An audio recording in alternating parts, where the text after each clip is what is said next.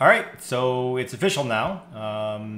Invitations went out to the media from Apple today saying, "Let us loop you in." I guess that's their tagline for the event. It is going to be on March 21st, which is a Monday at 10 a.m. Pacific time.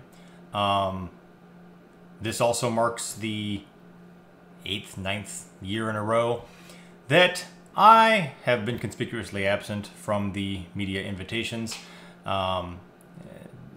The irony being that in 2012, when Tim Cook unveiled the iPad 3, he actually quoted me from an article that I had written for a publication to remain nameless. But even though Tim Cook quoted me, I wasn't invited to the event. And when I contacted Apple after the fact to say, hey, that was kind of cool, could I get like a picture of that? Just that moment of Tim Cook on stage with, my quote behind him. Apple was like, yeah, we can't help you. And so I actually ended up getting the picture from a rival publication because they had the best version of that picture and they were nice enough to share it with me. And I have it up on my wall in my office.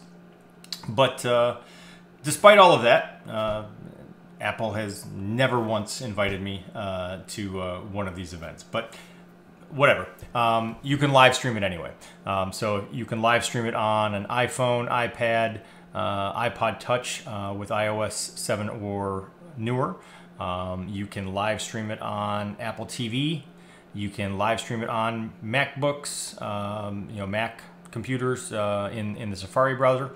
And you can even live stream it, somewhat oddly, I think, on Windows 10 PC in the Edge browser. So, so basically, you're welcome to just watch from the comfort of your own home. What do we have to look forward to?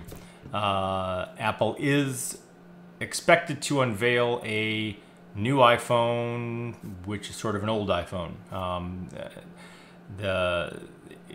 As it stands right now, the prevailing rumor is that it will just be called the iPhone SE. They're going to drop the 5 or the 6 or whatever, but it will be the smaller version. It'll be back to the old iPhone 5 size, but it'll have the newer processor. It'll have Apple Pay. I mean, so basically, it's a modernization of the iPhone 5 with iPhone 6 technology, but in that smaller form factor.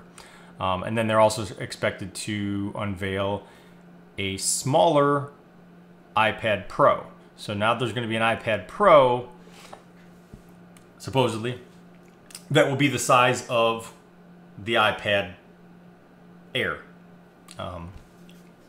And in that regard, it seems like Apple's getting to be a lot more like Samsung, where there's just so many different shapes and sizes of the same thing and overlapping naming. So, now you'll be able to say, okay, well, I want a 9.7-inch iPad.